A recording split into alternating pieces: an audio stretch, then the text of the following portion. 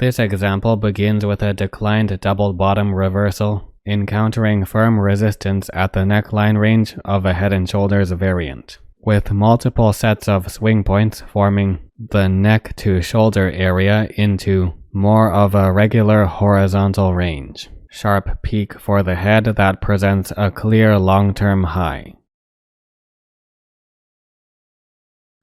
A large double top fails, but solid resistance from the shoulder level reasserts long-term bearish sentiment. A failed triple top could have also been considered if the sharp peak from late October was included with the double top range, though that makes little difference in this case.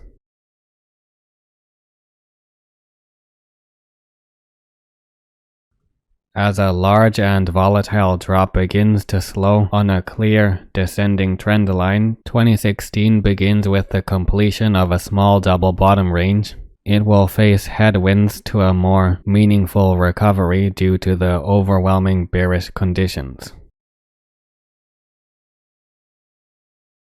As would be expected, there is considerable opposition to a double bottom reversal. The great significance of the 63.90 to 59 range is confirmed even more as a flat bottom and a double bottom range progressively step price up on a stable and aggressive recovery. Considerable contention and indecision is to be expected in a major range. This is seen with the flatter swing areas in the low 60s, rather than rounder or sharper swing points that are more commonly seen. A double top range fails, but bearish sentiment is still very much present as a neutral to increasingly declined phase begins to head for a gap up fill. Filling the gap up in May provides immediate support.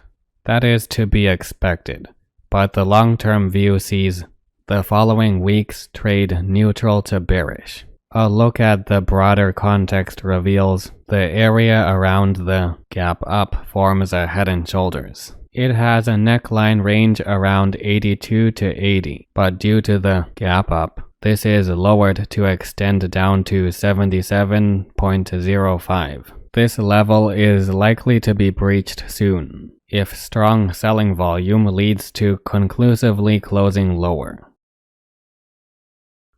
Even though an upswing formed in September, the Head & Shoulders did not fail because trading still took place within the neckline range and the overall pattern outline, as the downtrend lines from the right side were never surpassed, though as usual, higher volatility detracted from the pattern's ease of use. This was seen towards October, but was quickly remedied as a distinct bearish acceleration in price action and volume formed a clear downswing away from the downtrend lines to drop well below the expanded neckline range.